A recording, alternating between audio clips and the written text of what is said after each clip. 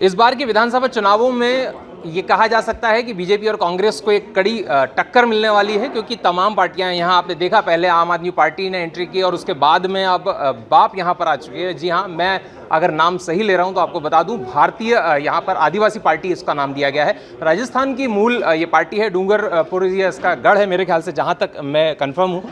और जो मैंने पढ़ा है अब तक यही है कि आदिवासियों को लेकर ये लोग मांग उठाते आए हैं। जयस के बाद इस पार्टी ने अब दम भरा, 9 सीटों पर अपने उम्मीदवार उतारे हैं मध्य प्रदेश में। और मालवा निमाड़ में खास तौर पे हम बात करें तो ये 9 सीटें ऐसी हैं जो बेहद महत्वपूर्ण हैं, क्योंकि जिस जगह हम खड़े हैं ये टंटिया भील की नगरी कही जाती है, ये पूरा क्षेत्र टंटिया भील का कहा जाता है। और ऐसे में अगर मध्य प्रदेश के मालवा निमाड़ से ये पार्टी अगर आती है तो किस तरह के समीकरण बनेंगे, वो सब बात करने के लिए हम यहाँ पर मौजूद हैं। मेरे साथ राष्ट्रीय महासचिव जितेंद्र जी हैं, अगर मैं आपको सही उच्चारण जी हाँ सर। क्या कहेंगे, किस तरह की पार्टी आपने गठित की और क्या इसका मकसद, क्योंकि एक पार्टी बनाने के पीछे सबसे पहले कोई कारण होता है, तो आपकी पार्टी बनाने का कारण क्या था? सर हम लोग बेसिकली सामाजिक लोग ही रहे हैं और अन्य अन्य सामाजिक समस्याओं पे हमने कार्य किए हैं और लगभग 10-15 वर्षों से हम लोग लगातार जारी हैं। हमसे भी कुछ वरिष्ठ लोग हैं जो समाज में बने हुए हैं। समाज की जब भी हम समाज में या किसी भी चीज़ पे हम कोई काम करते हैं तो हमें उन समस्याओं का पता लगता है। अब उन समस्याओं का पता लगाने के लिए उनके कारणों तक पहुंचना पड़ता है। तो सर उन कारणों में हमने देखा कि सामाजिक समस्याओं में सबसे ज़्यादा जो समस्या हमारे बीच में आती है वो राजनीति है। तो और दूसरा है, हमारे समाज में जो लगातार व्यक्ति हमारे साथ कार्य करते हैं उनमें कई व्यक्ति ऐसे भी होते हैं जो राजनीतिक मंशा से भी आते हैं। अब समस्या ये है कि अन्य दल जो हैं वो उन वास्तविक आवाज़ को शायद कहीं ना कहीं इग्नोर करते हैं। तो हमने ये सोचा कि क्यों ना हमारी व्यवस्था को बनाए रखने के लिए, हमारे लोगों को हमारे साथ लेकर के, हमारी बुनियादी ढांचे, हमारी आवाज़ को लेकर के चलने के लिए एक ऐसा विकल्प तैयार किया जाए कि उनको अन्य दलों के पास जाकर के हाथ फैलाना ना पड़े। तो इसलिए सर ये 4 राज्यों के, राजस्थान, महाराष्ट्र, गुजरात, मध्य प्रदेश के 152 साथियों ने मिलकर के इस पार्टी का, भारत आदिवासी पार्टी का गठन किया। और भारत आदिवासी पार्टी का सबसे पहला जो कारण है वो सिलेक्शन प्रणाली, यानी कि आप लोगों के बीच से तय होगा कि आपका कौन आदमी है जिसको आपको विधानसभा या लोकसभा में भेजना है। यानी आपका रियल रिप्रेजेंटेशन जो है वो वहाँ जाकर के आपकी आवाज़ उठाएगा, जो लगातार आपके बीच में सामाजिक समस्याओं पे कार्य कर रहा है। तो इन लोगों ने मिलकर के इसका गठन किया। इसका पहला जो उद्देश्य है सर, ये प्राकृतिक समस्याओं को लेकर के है। आज जो हमारे देश के अंदर ग्रीन हाउस गैस है, यहाँ आप सब देख रहे होंगे कि हमको जीने के लिए, ज़िंदा रहने के लिए पृथ्वी को बचाना बहुत ज़रूरी है। और अभी तक शायद ऐसा कोई दल नहीं है। हमारी पार्टी के उद्देश्यों में जब हम डीप में जाएंगे तो सबसे पहला काम है कि हम पर्यावरण को संरक्षित, सुरक्षित रखेंगे।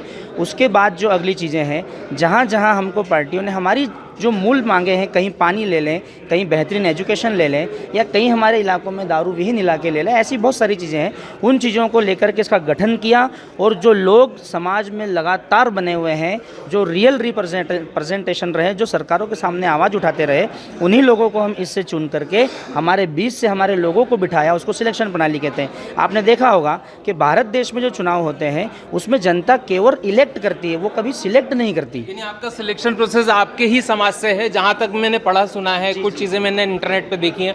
मुझे पता चला है कि दोस्तों की पंचायत के माध्यम से इन लोगों का जो रिप्रेजेंटेशन है वो होता है, मतलब पंचायत से चुने जाते हैं लोग और वहाँ से आते हैं। मध्य प्रदेश में 22% के लगभग आदिवासी हैं, जहाँ तक मेरी जानकारी है। क्या कहेंगे, ये आदिवासी जो हैं इनका क्या अभी तक दोहन होता आया? क्या जो पार्टियां हैं, बीजेपी, कांग्रेस, खास तौर पे अगर मध्य प्रदेश की बात करूं तो लंबे समय से बीजेपी काबिज है।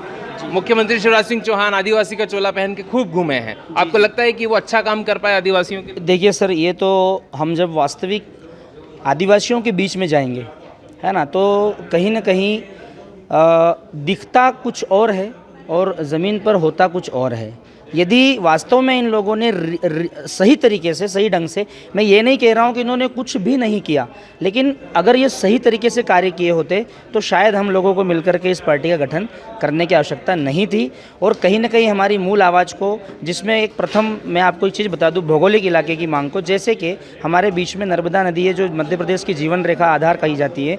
उस नर्मदा का पानी इंदौर लगभग 4 बार चतुर्थ चरणों में आ चुका है, लेकिन वही निमाड़ के बीच में जो एक इलाका है जो आज भी सूखा है, क्या ये सरकारें मिलकर के उन लोगों के बीच में पानी नहीं पहुंचा सकती थी? यदि ये पानी पहुंचाती तो वो लोग खेती बाड़ी से संपन्न होते, और संपन्न होते तो वो आज वहीं होते, पलायन का शिकार नहीं होते। आज कई लोग गुजरात जा रहे हैं, कई लोग आज इंदौर आ रहे हैं, कई लोग महाराष्ट्र जा रहे हैं, रोजगार की तलाश में भटक रहे हैं।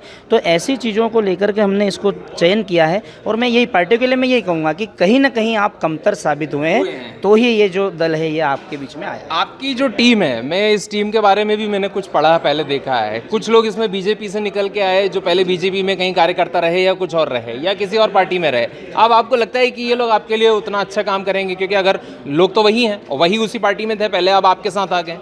नहीं सर, इस पार्टी के अंदर जो टीम है शायद अभी तक उसकी पूर्ण तरीके से जानकारी बाहर नहीं गई है, जिसमें किसी भी दल का कोई व्यक्ति नहीं है। और मैं आपको स्पष्ट कर दूं कि ये वो लोग हैं जो मैंने आपको बताया ना, रियल रिप्रेजेंटेशन है, जो एक मूल आवाज़ को खड़ा कर रहे हैं।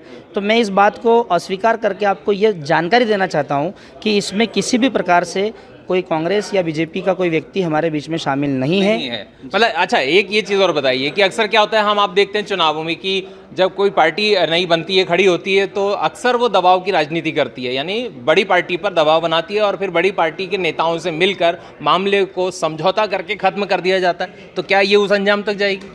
नहीं सर, ऐसा नहीं है।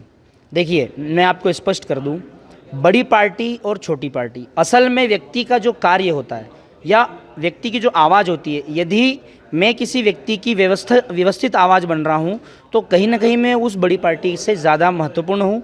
और हमारा जो ये दल आप जो बता रहे हैं, ऐसा कहीं से कहीं तक हमारा कोई विषय नहीं है, ऐसी कहीं से कहीं तक हमारी सोच नहीं है, क्योंकि हम समाज के बीच से उठ करके ये दल बना करके आए हैं। तो ऐसा बिल्कुल भी नहीं है कि हम इनके साथ मिल करके या ऐसा कोई अंजाम है, ऐसा कुछ नहीं है। संभवतः यह हो सकता है कि हमारी जो कुछ उम्मीदवार हैं जो बाहर आएंगे या जीतते हैं, तो आप भी समझते हैं कि व्यवस्था ऐसी हो जाती है जहाँ पर हमारा बहुमत ना हो, तो वो विषय जो है वो हमको आगे पता चलेगा। लेकिन मैं इस बात को स्वीकार नहीं करूँगा। क्या आदिवासियों की कितनी आप संख्या अपने साथ मानते हैं? मतलब 22% में, चूंकि मालवा निमाड़ की अगर बात करूं, क्योंकि हम उस क्षेत्र में ही खड़े हैं, तो क्या कहेंगे कितने लोग आपके साथ? देखिए सर, ये तो हम लोग अभी वर्क कर रहे हैं, उनके बीच में जमे हुए हैं। हमारी टीमें सभी अलग अलग जगह जा रही हैं, तो यहाँ से आंकड़ा बताना अभी असंभव भी है। लेकिन ये है कि जो भारत आदिवासी पार्टी है, जिन विषयों को लेकर के समाज के बीच से अपने कैंडिडेट को लेकर के आई है, तो 100% लोगों का सहयोग मिलेगा और हमारे लोग जीत करके विधानसभा जाएंगे। अगर सरकार बनती है बीजेपी की या कांग्रेस की, तो आपको क्या लगता है कौन सी पार्टी आपका भला करेगी?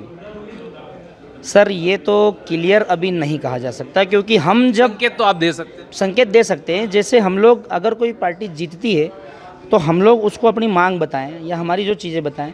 अब वो उस समय क्या नज़रिया देती है तभी हमको स्पष्ट होगा। अभी तक आपकी मांगों पे कौन सी पार्टी खरी उतरी है? सर, अभी तक तो हमारी समाज की जो मूल समस्याएं हैं और जो मूल मांगे हैं, जैसे हमने आपको बताया, समस्या नहीं, मुख्य पार्टी कौन सी खरी उतरी उन पर? सर, दोनों पार्टियां कहीं ना कहीं कमज़ोर साबित हुई हैं। कमजोर साबित हुई हैं। अब आगे क्या संदेश है जो लोग देख रहे हैं, सुन रहे हैं आप? देखिए सर, मैं ये कह रहा हूँ कि किसी भी समाज का जो नेतृत्व है, किसी भी समाज का, यानी हमारे भारत देश की जितनी भी समाज की व्यवस्थाएं हैं, उसका सबसे मूल जो होता है वो उस समाज का नेतृत्व करता होता है। वो समाज का नेतृत्व करता इन लोगों के साथ बैठ कर के उसका नेतृत्व करता है। तो सबसे पहला मैं आपको ये कहना चाहूँगा कि उसका नेतृत्व बेहतर तरीके से हो और उन लोगों के द्वारा उस नेतृत्वकर्ता को पूरी व्यवस्था दी जाए, ताकि वो कहीं से कहीं तक कमतर साबित ना हो। यदि ऐसा नहीं हुआ होता तो कभी वो ये वाला जो सिलसिला है ये जारी नहीं हुआ होता। युवाओं के लिए क्या कहेंगे? आपकी टीम में युवा भी हैं? सर, हमारे साथ युवा भी हैं और काफ़ी एक्टिव हैं और बहुत ज़्यादा मेहनत भी कर रहे हैं। सभी लोग अपने अपने इलाके में लगे हुए हैं। और युवाओं के लिए भी यही कहना है कि जो युवा है, जो अभी बीच में कई ऐसे बेरोज़गारी को लेकर के परेशान हैं, और हमारे बीच से तो कई ऐसे साथी भी हैं जो अब जो है वो इंतज़ार नहीं कर रहे हैं, बहुत सारी अपनी अपनी व्यवस्थाएं खड़ी कर रहे हैं। और हमारे पुरखों का कहा हुआ भी है कि हमारे जो समाज की व्यवस्था है, यदि हम लोगों से ज़्यादा उम्मीद ना रखें और अपनी व्यवस्थाओं को निर्माण करें और अपने आप के रोज़गार स्थापित करें, सरकार है वो देखेगी, करेगी, वो बात का विषय है। तो हम युवाओं को यही कहना चाहेंगे कि हम बेरोज़गार नहीं हैं। अगर हमारे अंदर क्वालिटी है और अगर हमारे अंदर ऐसा गट्स है तो हम लोग अपनी व्यवस्था का निर्माण कर सकते हैं। आखिरी सवाल, जयस को लेके क्या कहते हैं? जयस भी आदिवासी संगठन है और वो भी यहाँ पर मांगे अपनी लेके आ रहा है, अपने लोग लेके आ रहा है। जयस को लेकर के एक ही बात कहना चाहूँगा कि जयस जो है वो एक सामाजिक संगठन है और हम लोग जो हैं भारत आदिवासी पार्टी की ओर से आपके बीच में हैं।